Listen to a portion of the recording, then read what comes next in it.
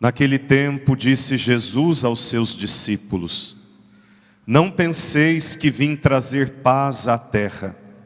Não vim trazer a paz, mas sim a espada. De fato, vim separar o filho de seu pai, a filha de sua mãe, a nora de sua sogra. E os inimigos do homem serão os seus próprios familiares. Quem ama seu pai ou sua mãe mais do que a mim, não é digno de mim. Quem ama seu filho ou sua filha mais do que a mim, não é digno de mim. Quem não toma a sua cruz e não me segue, não é digno de mim. Quem procura conservar a sua vida, vai perdê-la. E quem perde a sua vida, por causa de mim, vai encontrá-la. Quem vos recebe, a mim recebe. E quem me recebe, recebe aquele que me enviou. Quem recebe um profeta, por ser profeta, receberá a recompensa de profeta.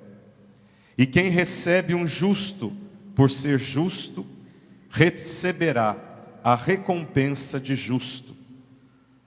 Quem der ainda que seja apenas um copo de água fresca a um destes pequeninos, por ser meu discípulo, em verdade eu vos digo, não perderá a sua recompensa. Quando Jesus acabou de dar estas instruções aos 12 discípulos, partiu dali a fim de ensinar e pregar nas cidades deles. Palavra da salvação. Glória a vós, Senhor.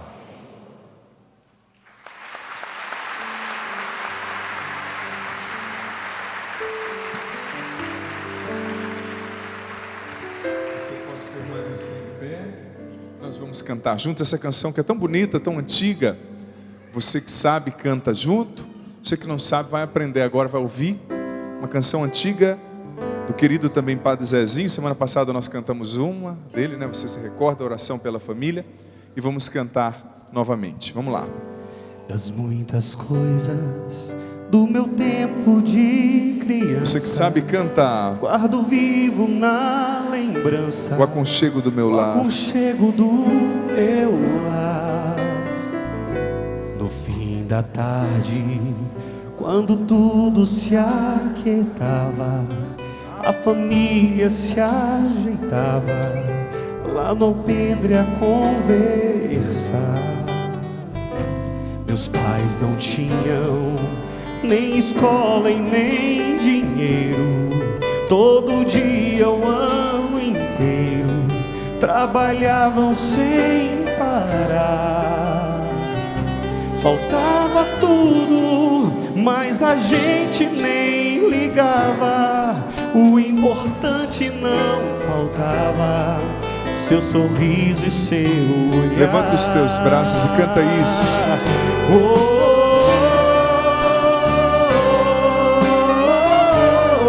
Solta a voz.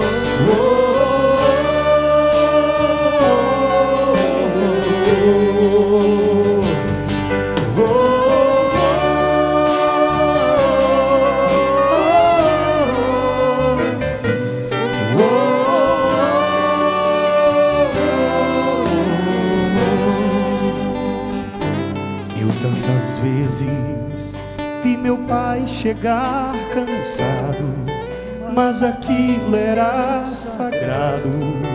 Um por um ele apagava e perguntava quem fizera a estripulia. E mamãe nos defendia, e tudo aos poucos se ajeitava. O sol se punha, a viola alguém trazia. Todo mundo então pedia pro papai cantar com a gente. Desafinado, meio rouco e voz cansada, ele cantava mil toadas, seu olhar no sol poente. Pega os seus braços.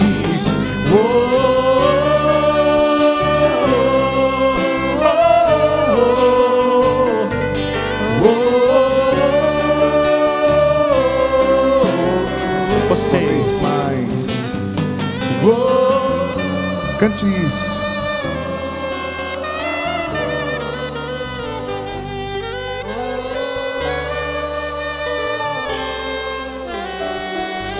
Senhor, a Ti nós consagramos as nossas famílias, que o Teu Espírito nos conduza nessa reflexão. Amém. Amém. Podemos nos sentar? Gente, eu quero pedir uma gentileza para vocês, sobretudo vocês que estão perto dessa câmera central que está me filmando agora, para vocês evitarem de bater nela. Esses dias eu estava pregando, vendo uma homilia minha, né? Eu estava perguntando para o povo, sim ou não? Aí alguém bateu na câmera, a câmera fez assim, ó. Eu falei, está dizendo sim para mim, né?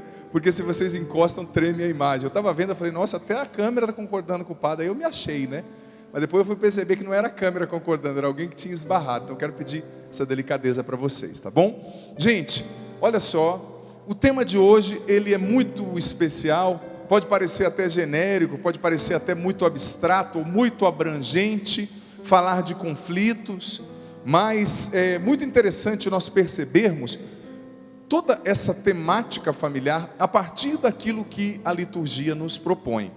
Em primeiro lugar, é importante nós termos consciência de que a Bíblia como um todo fala da realidade da família. A revelação bíblica, a revelação cristã, aborda com maestria a temática da família, tanto que o próprio Filho de Deus, ao se encarnar, ao se fazer homem, o fez no seio de uma família. Jesus não morava em uma república, Jesus não morava com amigos, não, ele tinha uma família. Deus quis ter pai, Deus quis ter mãe, e Deus em Cristo também viveu os conflitos da perseguição, não é? Eles tiveram que imigrar para o Egito, depois retornar em um outro momento, e a imigração com tudo aquilo que ela comporta, dificuldade para conseguir um novo emprego, para se adequar no novo contexto, enfim. E justamente as leituras de hoje, meus irmãos, preste atenção, elas convergem para essa temática, a temática do conflito. Você percebeu que nos dias que antecedem essa celebração, já há mais de uma semana, nós temos ouvido a história dos nossos patriarcas, dos pais da fé, a história da salvação. Abraão, Deus que faz uma aliança com Abraão, o chamando, ele que sai de Ur da Caldeia e vai para onde hoje é Israel, a antiga Palestina. Depois o seu filho Isaque, que é o filho da promessa, que tem 2 filhos, Esaú e Jacó, mas Jacó recebeu a bênção de primogenitura e através dele a descendência abençoada, escolhida, que herdou diretamente as promessas de Abraão, se perpetua. Mas Jacó teve 12 filhos, e nós ouvimos esses dias a história dos 12 filhos de Jacó, sobretudo de José, que foi vendido ao Egito. Pensa bem, gente, foi vendido, aliás, como escravo e levado ao Egito. Toda essa história, que é a história da nossa salvação, veja bem, é a história da salvação. Eu não estou contando a história de uma novela mexicana, como aquelas que eu e você assistimos quando crianças, né? As novelas melosas, que todo mundo chorava, né? Tem gente que chora até em inauguração de supermercado. Estou emocionado, padre. Criança brincando ali, batiza uma boneca e o outro chora, né? Não sei que emoção, mas cada louco tem a sua mania, como dizia meu sábio pai, né? Mas a gente percebe que não é uma história emotiva. Gente, a história da salvação é uma história também de conflitos, pecados e desencontros relacionais. Veja bem, José, que é o homem aqui que deu origem a essa primeira leitura. José era o encarregado, depois do faraó do Egito, ele era o homem mais poderoso. Você conhece a história com certeza. Ele foi para lá vendido pelos seus irmãos. Olha só como eles se amavam. Eles tinham inveja do irmão, e os 10 outros irmãos, que tinham um mais novo depois, não é que veio, com inveja do irmão que foi lá na roça da época, né, lá no campo onde eles estavam trabalhando, levar comida para os irmãos. Os irmãos, com ciúme, com inveja, falaram entre si: vamos matar esse sonhador, porque ele tinha sonhos, Deus falava com ele. Jacó, o seu pai, também não tinha muito discernimento, né? Tem pai que não tem muito discernimento, tem os 6 filhos, chega no meio dos 6 e fala: eu gosto de você, Joãozinho. Aí está fomentando a competição, né? Esses outros aqui são meia boca, mas você, ó, nota 10, não é? Pai e a mãe tem que saber, claro, que existe uma compatibilidade e uma incompatibilidade, uma simpatia e uma antipatia que é natural. Talvez a mãe parece muito com a filha e 2 bicudos não se beijam, né? Você sabe? Ou talvez a mãe tinha problema com a sogra e a primeira filha é igualzinha à sogra, temperamento igualzinho à sogra, para pagar a língua, né? Você sabe que é assim, né? Ai, padre, eu tinha tanta dificuldade com a minha sogra, aí Deus me presenteou com uma filha igualzinha. Então o jeito de sentar é igual, não é? Então, às vezes tudo que irritava na sogra está na filha, né? Para te lembrar que o amor é um desafio, precisa ser exercido. O evangelho hoje está falando de cruz, né? Você viu que semana passada eu até contei uma história de cruz aqui, tá lembrado? Marido que chegou em casa todo feliz, saltitando, dançando com a vassoura, animado, lembra? Aí a esposa, sem entender: meu amor, por que você está tão feliz? O que o padre pregou? Ele tinha acabado de chegar da missa. Aí ele olhou para a mulher de cima e embaixo e falou assim: o padre pregou que eu tenho que carregar minha cruz com alegria. E a cruz era a própria esposa, né? Ela olhou. Sabe aquelas coisas que falam para a gente que a gente demora para entender um pouco, né? Aí depois, captei. Mas enfim, olha só para a história desse povo, gente. Olha só. Claro que Jacó talvez tenha errado, mostrando uma afeição maior por José, mas os irmãos de sangue, eles falaram no primeiro momento: vamos matar o nosso irmão. Aí um deles, mais sensato, falou: não, vamos jogar num buraco. Mais sensato, hein? Vamos jogar num buraco. Só que no fundo, esse irmão tinha a intenção de, depois que os irmãos fossem embora, ele voltar lá e resgatar o irmão daquela cisterna, daquele buraco. Olha que conflito, gente, na história da salvação. Isso para mostrar para mim e para você que a minha família, que a tua família, que a nossa família é um lugar no qual os conflitos vão acontecer. A Bíblia não esconde. Só que depois um deles teve uma ideia brilhante. Passou uma caravana de mercadores árabes, onde hoje, né, mais do lado dos árabes, indo para o Egito, falaram: vamos vender o nosso irmão, pelo menos a gente não mata, não suja a mão de sangue, e esse infeliz que é mais queridinho do nosso pai vai pagar os pecados lá no Egito, nunca mais vai voltar. Naquela época não tinha WhatsApp, né? Se fosse hoje, o menino já, na hora que montasse na caravana, já gravava um áudio para o pai, né? E o pai, e depois mandava um emoji assim, com um positivo, na hora, você sabe? Mas naquela época não tinha. Foi vendido escravo para o Egito. Pensa bem, gente, uma criança fazer isso com uma criança. Mas está aí, é a Bíblia. A Bíblia não fala da minha e da sua história também. Talvez você não tenha vendido o teu irmão, ou não tenha sido vendido concretamente, mas de outras formas. Talvez você foi vendido pelo desamor, pela mágoa, pela ridicularização, pela ausência de afeto. Talvez você tenha um irmão que está nas drogas, um pai drogado, bêbado, uma mãe complicada. Talvez você olhe para a tua família e fala: padre, o problema da minha família sou eu. Eu fico tão feliz quando a pessoa chega a essa conclusão. Isso é um exemplo de maturidade. A pessoa, para reconhecer a sua dificuldade, ela tem que dar passos de maturidade. Porque tem gente que o problema está em todo mundo, né? Ai, padre, eu não gosto da minha sogra, eu não gosto do meu marido, eu não gosto do meu cachorro, né? Eu não gosto do pernilongo. Aí chega um dia que a pessoa olha no espelho e fala: nossa, eu acho que o problema está aqui, eu tenho que melhorar, eu tenho que me tornar uma pessoa melhor, não é? Enfim, mas gente, José foi para o Egito, e o interessante é que a providência de Deus, ela não só conserta o erro que a gente faz quando a gente se volta para Ele, mas ela já está agindo até mesmo na atitude errada que cometeram conosco, quando a gente confia em Deus e vive a vida no seu nome.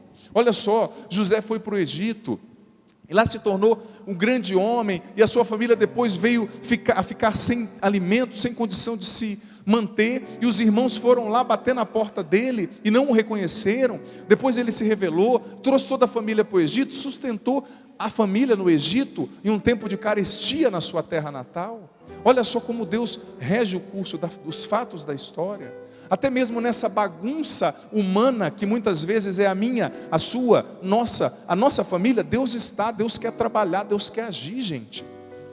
E depois chegamos na leitura de hoje, que diz que José morreu, e veio um outro faraó, que não conheceu José, E o povo de Israel se tornou escravo.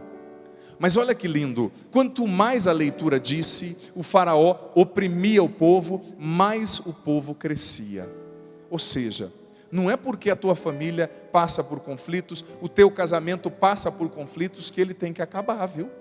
O conflito é o primeiro degrau da maturidade do crescimento familiar e conjugal. O casal que não passa por conflito, que não supera o conflito, eles vivem um relacionamento de aparência, de casca. Porque o amor só se torna maduro quando o casal tira as máscaras, vive o que tem que viver e cresce superando os conflitos juntos. Gente, existe uma dimensão conflitiva que faz parte do ser humano e de toda e qualquer família. Família forte não é família que não passa por tempestade, mas é família que enfrenta a tempestade junta e supera em Deus, cada um dando a sua resposta, claro, diante da tempestade. Não ache que Deus abandonou a tua família porque vocês vivem conflitos, ou porque vocês têm dificuldades, ou porque alguém deu problema, ou porque você talvez teve um filho que não seguiu o que você ensinou, um filho nas drogas, um filho bêbado. Você deu o seu melhor, mas infelizmente cada um dá uma resposta. Gente, mas a gente tem que entender que o conflito faz parte. E você acha que acabou a história de conflito? O que Jesus diz no Evangelho? Gente, esse Evangelho é complicado. Esses dias um menino mandou uma mensagem para mim. Me encontrou depois de um lugar que eu estava pregando e falou: padre, eu gostei tanto daquele evangélico que o senhor leu. Falei, não seria evangelho? Ele falou, não, o evangélico que o senhor leu. Eu falei, o evangelho, rapaz. Confundiu. Mas presta atenção, esse evangelho, olha como Jesus começa, aliás. Não penseis que eu vim trazer paz à terra. Eu não vim trazer a paz, eu vim trazer a espada. Olha que mensagem. De fato, eu vim separar o filho do seu pai, a filha da sua mãe, a nora de sua sogra, e os inimigos do homem serão os seus próprios familiares. Quem ama seu pai ou sua mãe mais do que a mim, não é digno de mim. Quem ama seu filho ou sua filha mais do que a mim, não é digno de mim. Gente, que palavra, para a nossa sensibilidade moderna, odierna, essa palavra soa até agressiva. Mas claro, vamos contextualizar. Jesus, nesse evangelho, tanto Marcos, Mateus e Lucas são evangelhos sinóticos. Sinopticon do grego quer dizer semelhante. Esses evangelhos, Lucas menos, mas de alguma forma também, eles foram escritos para os judeus, para o povo de Jesus, que esperava o Messias. E qual Messias que eles esperavam? Vamos entender o contexto. Um Messias que ia trazer paz, que ia trazer prosperidade, e não haveria mais dificuldade. Só que Deus enviou Jesus, o seu filho, uma outra modalidade, entenda bem, de Messias, fazendo um outro tipo de revolução. E Jesus está dizendo, o filho se voltará contra o pai, e a mãe se voltará contra a filha, porque na igreja primitiva, sobretudo, quando um filho de um grande judeu se convertia à seita, que eles chamavam cristã, dos nazarenos na época, isso dividia a família, o pai não aceitava. Então, muitas vezes o pai denunciava à sinagoga o filho que havia se convertido. Jesus estava ali prefigurando, pré-anunciando aquilo que ia acontecer. Claro que isso no Oriente é muito comum. Tem um livro muito bom, não sei se você já leu, aliás, se chama O Preço a Pagar por Tornar-me Cristão. O relato de um muçulmano, se eu não me engano, do Afeganistão, que foi condenado à morte e entregue pelo próprio pai e pelos próprios irmãos, porque se tornou cristão e deixou o islamismo lá, a família radical. Isso é um livro que correu o mundo. Então Jesus está dizendo, mas no fundo, meus irmãos, Jesus está dizendo também, através disso, que nós enfrentaríamos conflitos na família. Conflitos. Cada um tem o seu conflito, cada um tem a sua tempestade. Você que é casado, mais uma vez eu digo, não queira viver um casamento sem conflito, porque não existe. Não existe. Não queira viver uma maternidade, filha, uma paternidade, filho, um relacionamento pai, mãe, filho, filha, sem conflito, que não existe. O conflito faz parte, é humano, é natural. Mas o problema não é enfrentar o conflito, e somente por si só, é natural. O problema é parar no conflito. O problema é não entender esse conflito, qual é a raiz dele em mim, e o que ele me leva a fazer. Gente, hoje à tarde, eu estava lendo sobre isso, sobre os conflitos familiares, e você sabia que muitas vezes, para resolver, superar um conflito, sobretudo conjugal, você precisa olhar para o passado. Por quê?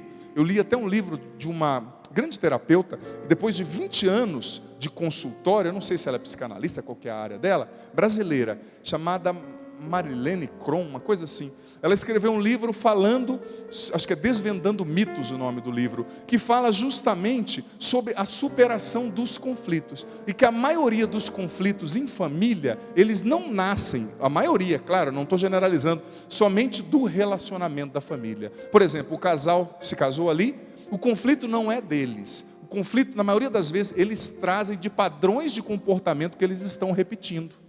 Por exemplo, o bisavô tinha um jeito de se relacionar com a esposa, o vô tinha o mesmo jeito, o pai tinha o mesmo jeito, o filho criou vendo aquele modelo de relacionamento dentro de casa, e ele vai levar para o casamento dele aquele modelo, se ele não perceber, e aquele momento, muitas vezes, aquele comportamento, aquele jeito de se comportar e de se relacionar com a esposa, vai conflitar com o jeito que a esposa viveu em casa, porque ela também traz os seus padrões.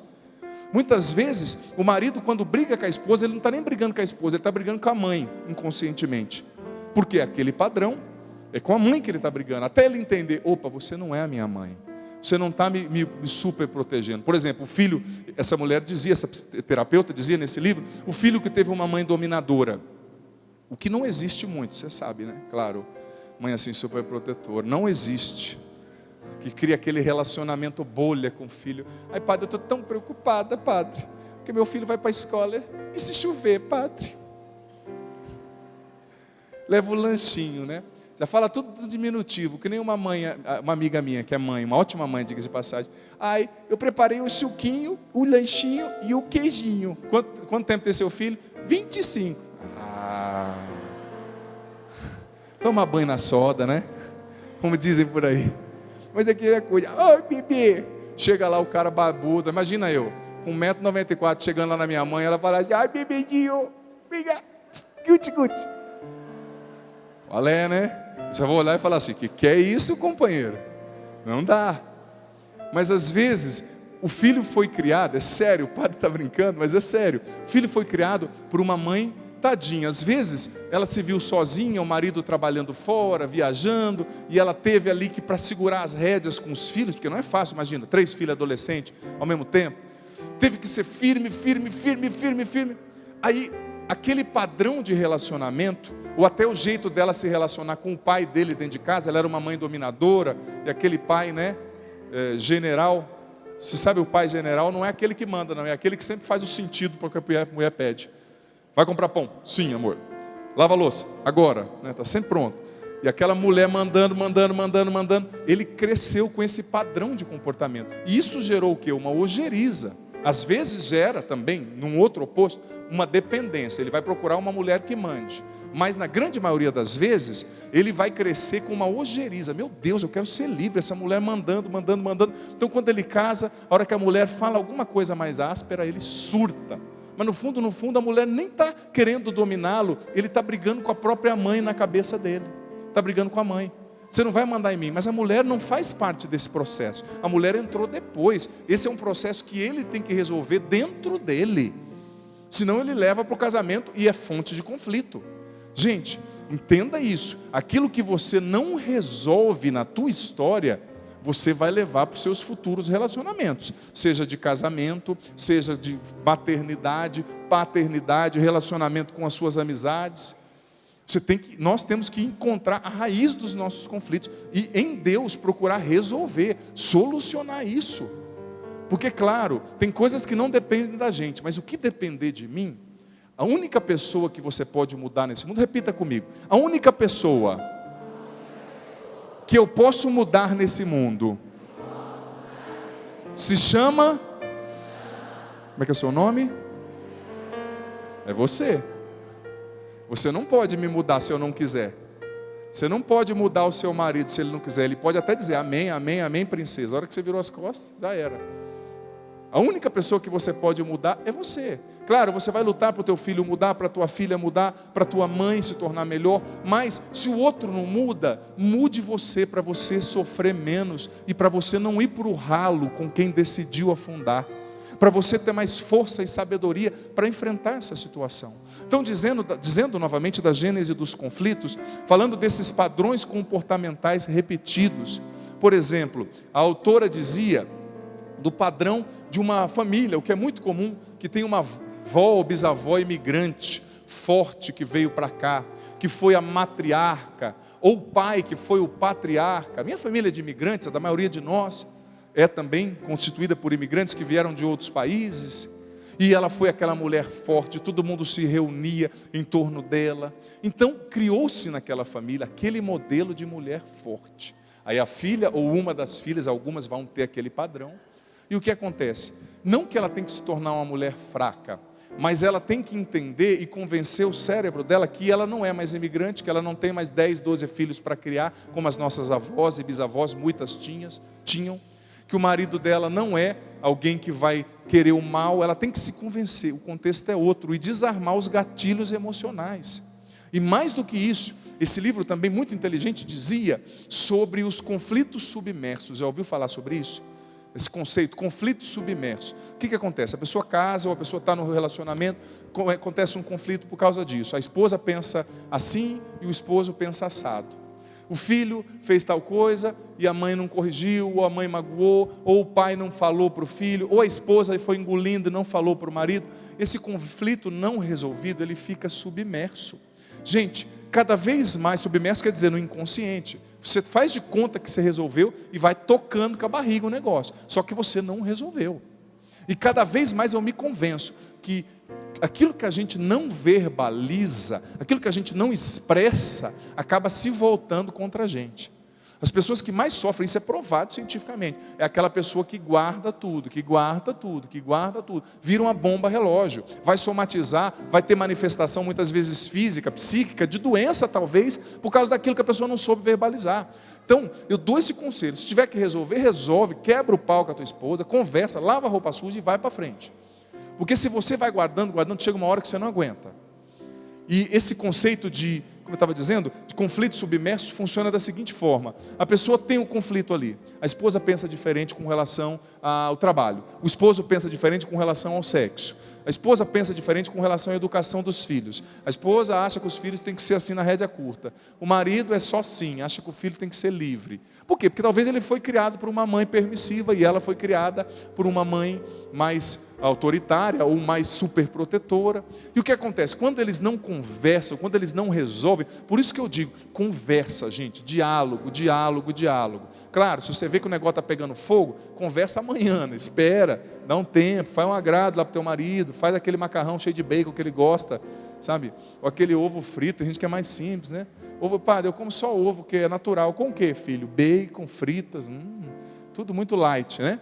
Mas enfim, faz lá para ele, que ele gosta, depois você retoma. Mas tem que conversar, porque o conflito submerso, ele vai gerando distância emocional. Tudo bem, padre, eu não vou falar não, porque a minha esposa não ouve. Você não fala, só que aquilo que os lábios não verbalizam, gera distância entre o coração. Vocês vão ficando distantes. A hora que você vê, você se envolve numa outra aventura amorosa, aí, num adultério, ela se envolve em outra coisa, e surge o vício, porque o vício muitas vezes é a compensação diante de algo que você não está vivendo bem. Já percebeu? O cara não está bem às vezes no casamento, ele começa a correr. Corre 30 km por dia, 50 km por dia, ou começa a fazer kart. Faz kart, a semana tem 7, fugir, né? O rapaz está fazendo assim, ó, fofo pelo, né? Ai, padre, chega o cara aqui, eu quero ser padre, né? Mas por que você casou? Eu tinha vocação, mas agora não tenho mais, né? Se estivesse vivendo bem, né? Ser padre não é fuga não, tá? O cara está casando, está com problema no casamento, vem falar, eu queria tanto ser padre, né? Meu amigo, para você ser padre, você tem que ficar viúvo, então nem pensa nisso. Deixa a sua esposa viver.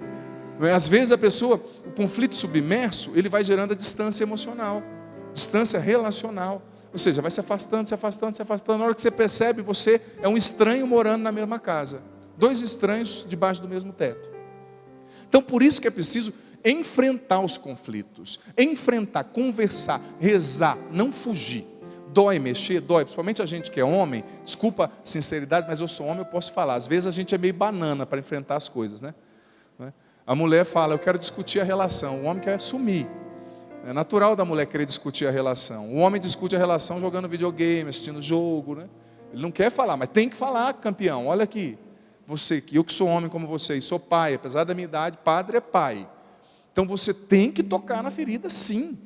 Toca na ferida, porque senão a ferida engole você e destrói o teu casamento. Gente, uma ferida que destrói um casamento, ela sempre começa pequena. A gente vai alimentando pela nossa inércia, pela nossa displicência e pela nossa falta de coragem de mexer no que precisa ser mexido. Tem que mexer, mexe no negócio. Com calma, com paciência, com oração, respeitando o tempo do outro, né? Que às vezes o outro não vai ter possibilidade. A cirurgia tem que ter anestesia também, né? Não vai operar sem anestesia que o cara não aguenta. Mas, gente, enfrentem, conversem. Entenda o que você está trazendo da tua história, que não é problema do teu marido, é problema teu. Às vezes uma coisa que você viveu, lá na tua adolescência, na tua afetividade, na tua sexualidade, no teu relacionamento, tem que resolver. O conflito, gente, ele vai existir. Mas o conflito, ele pode ser um instrumental de destruição para o casamento ou um trampolim para o crescimento mútuo. Não é porque tem conflito que tem que jogar a família fora. E o que Jesus disse no Evangelho? Carregar a cruz. Quem não carrega a sua cruz não pode ser meu discípulo. Gente, eu sei que tem muitos pregadores cada vez mais adocicando a mensagem, né? A gente vai adocicando e falando porque Jesus é um grande mestre, é o maior psicólogo. Jesus é tudo isso. Mas Ele é Deus e Ele disse que sem cruz não tem salvação. Não existe cristianismo sem cruz, você me perdoa. Eu posso tornar a mensagem mais linda possível, mas eu não posso negar essa verdade. E a maior cruz muitas vezes vai ser a cruz do amor. Do decidir amar o outro, do decidir acreditar no outro, do decidir perceber que o meu filho não é perfeito, que ele está na droga, mas ele é o meu filho e sempre vai ser e eu vou lutar por ele. Que a minha esposa dá trabalho, bendita, que meu esposo, nossa padre, gasta até o que eu não tenho, vende até meu brinco, padre, compra de tudo, não é? Mas é preciso carregar a cruz do amor. Não existe restauração da família sem o amor, gente. Entenda bem, o amor não é poesia, o amor, claro, também é lúdico, mas o amor é uma decisão. Eu amo esse homem, Deus colocou ele na minha vida, eu amo essa mulher, eu me casei com ela, eu vou até o fim. A gente vive, como disse o Papa Francisco na Amoris Laetitia, a alegria do amor em família, a cultura do provisório. A gente quer conectar e desconectar de um relacionamento como a gente conecta e desconecta do Instagram, de uma rede social, mas não é assim. A família é um presente de Deus, é um sonho de Deus, e eu preciso, você precisa, nós precisamos nos empenhar, filho, filha, para carregar a cruz do amor, que é difícil, mas que realiza o nosso coração. Nós fomos feitos, como dizia Santo Agostinho, por amor e para amar. Somente amando nós vamos nos realizar como pessoas. Não é tendo coisas. Sabe, o mundo nos convida ao egoísmo e Deus nos convida ao amor, à generosidade. E eu nunca vi, gente, um egoísta, um mesquinho feliz de verdade. A pessoa egoísta, ela está sempre insatisfeita e agitada, querendo mais, querendo mais, querendo mais. Quem ama, encontra a realização, a felicidade, não no que tem externamente, mas na alegria, no júbilo que encontra internamente. O amor é fonte de cura, de superação, então se decida a amar. Talvez você traga hoje, filho, filha, você aqui, você em casa, feridas de decepções, de conflitos que marcaram você, de palavras duras que você disse e escutou, mas Deus te ama muito, quer curar as tuas feridas com o amor dEle, para que você seja capaz de amar também dentro da sua casa, e a partir desse amor de Deus, da ação do Espírito Santo, superar os conflitos que existem na tua família, no teu casamento, e construir uma realidade nova, sem medo das imperfeições. Não existem famílias perfeitas, pessoas perfeitas, mas com amor a gente restaura e reconstrói aquilo que foi ferido pelo desafeto, pelo desencontro, pelo pecado. Amém? Vamos ficar em pé? Nós vamos cantar uma música muito bonita. Se possível, eu peço para os meninos irem dizendo a letra. No primeiro momento, aliás, você vai ouvir essa canção. Você aqui, você em casa, isso, levanta. Você que está com sono, dá uma respirada. Estou de olho, hein? Você que está aí concordando comigo com o olho fechado, não vem não. Coragem, coragem, escute essa palavra, reze com essa palavra. É uma mensagem muito forte, gente, que o Evangelho nos traz hoje. mas ao mesmo tempo muito libertadora para todos nós. Quero convidar você num primeiro momento a escutar essa canção. Obrigado. Você vai escutar essa canção e depois você vai cantar junto. É uma mensagem muito forte que fala que não há força maior no mundo que supere o amor. E quem vive para amar já experimenta o céu na terra. Por mais que seja difícil, que seja uma cruz, literalmente, o amor nos liberta. O amor restaura a nossa família. É preciso se decidir a amar como Deus ama. O amor é paciente, o amor não é invejoso, o amor tolera, o amor acredita. Não é tolo, claro, mas ele não se irrita constantemente. Ele sabe falar, ele sabe esperar o tempo do outro. Ele não é grosso, ele é gentil, ele é ordeiro. Enfim, escute essa canção. Se você puder e quiser, se te ajudar, feche os seus olhos para escutar essa canção. Se isso te ajudar a rezar, no primeiro momento você só vai escutar. Se alguém te fez sofrer, alguém te fez chorar, creia que alguém quer te fazer sorrir. Se buscando o amor só se decepcionou, creia que alguém quer revelar-te um eterno amor. Pois é assim que um Deus te amou. Ele acolheu as fraquezas do teu coração. Basta só você se deixar amar. Creia que em sua vida o amor vencerá. Não há força maior que supere o amor. E quem vive para amar pode já experimentar o céu na terra. Eu quero convidar você a cantar esse refrão agora, filho, filha, na primeira pessoa. Basta só eu me deixar amar. Creio que em minha vida o amor vencerá. Não há força maior que supere o amor. E quem vive para amar pode já experimentar o céu na terra. Cante esse refrão. Basta só eu me deixar amar.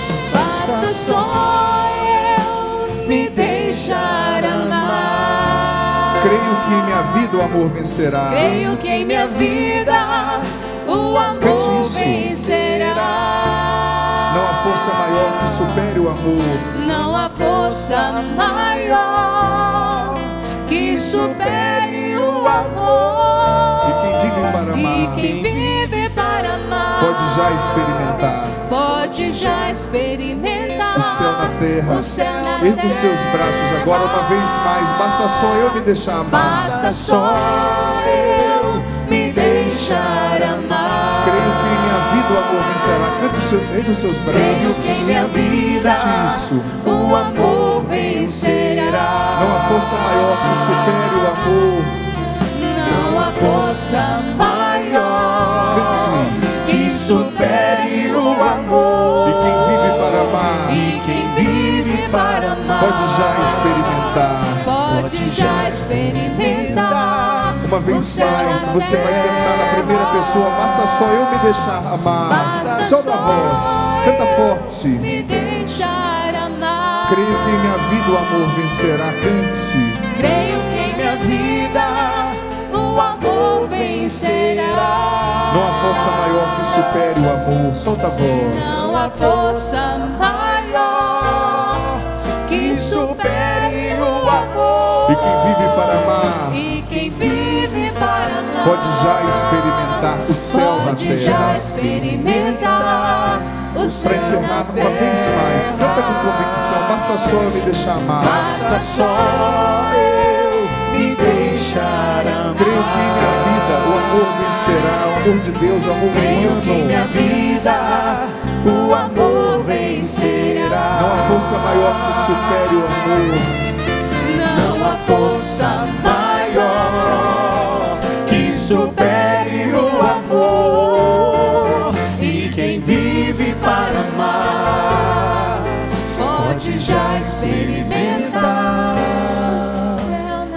Com os braços erguidos, reze agora comigo, Espírito Santo de Deus. Espírito Santo de Deus. Mais forte, Espírito Santo de Deus. Espírito Santo de Deus. Tu que és a fonte do amor, Tu que és a fonte do amor. eu suplico neste momento. Eu suplico neste momento. Batiza-me, Espírito Santo. Batiza-me, Espírito Santo. Enche-me com teu amor, Enche-me com teu amor. com teu amor profundo. Com teu amor profundo. Cura as minhas feridas Cura as minhas feridas. que nasceram nos conflitos em família, Que nasceram dos conflitos em família. nas decepções, Das decepções. nas expectativas exageradas Nas expectativas exageradas. que eu criei com relação às pessoas. Que eu criei com relação às pessoas. Eu sei, Espírito Santo, Eu sei, Espírito Santo, que os conflitos fazem parte que os conflitos fazem parte dos relacionamentos, dos relacionamentos, da vida em família. da vida em família. Mas eu te imploro, Espírito Santo, Mas eu te imploro, Espírito Santo, vem sobre mim com teu poder, vem sobre mim com teu poder, curando o meu coração, curando o meu coração, desarmando em mim desarmando em mim os gatilhos os emocionais gatilhos emocionais que me levam a repetir os erros que me levam a repetir os erros que talvez eu vi, que talvez eu vi, eu percebi eu percebi na minha família, na minha família, das heranças, das heranças, dos comportamentos dos comportamentos que eu recebi dos meus antepassados. que eu recebi dos meus antepassados. Vem, Espírito Santo. Vem, Espírito Reza Santo. com força, vem, Espírito Santo. Vem, Espírito Santo. Enche-me com o teu poder Enche-me com teu e poder. dai-me a tua sabedoria E dá-me a tua sabedoria. para eu enfrentar os conflitos Para eu enfrentar os conflitos na minha família, na minha família. para eu superar os conflitos. Para eu superar os conflitos. Dai-me coragem, Espírito Santo, Dá-me coragem, Espírito de Santo. tocar nas feridas De tocar nas feridas. que eu preciso tocar, Que eu preciso tocar. que eu não fuja, Que eu não fuja. que eu não seja covarde. Que eu não seja covarde. Fortaleça-me, Espírito Santo, Fortaleça-me, Espírito Santo. para que eu seja assertivo, Para que eu seja assertivo. para que com a força do amor Para que com a força do amor eu enfrente os conflitos, eu enfrente os conflitos. eu supere os Eu conflitos. supere os conflitos. Restaura em mim o amor, Restaure em mim o amor. a disposição de amar, A disposição de amar. de perdoar, De perdoar. de não desistir do De outro. não desistir do outro. Restaura a minha família. Restaura a minha família. Espírito Santo, Espírito Santo. enche-me agora, Enche-me agora. toca na minha mente, Toca na minha mente. cura os anéis da minha mente, Cura os anéis da minha mente. desarma na minha mente Desarma na minha mente todo vício emocional, todo vício emocional. todo comportamento negativo Todo comportamento negativo que gera conflito, que gera conflito, que gera desamor. que gera desamor. Capacita-me a amar Capacita-me a amar cada vez mais e melhor. cada vez mais e melhor. Espírito Santo de Deus. Espírito Santo de Deus. Amém. Amém. Olha para quem está do seu lado e diga para essa pessoa: não há força maior que supere o amor. Lute com essa arma, o amor. Com ela você vencerá. Amém?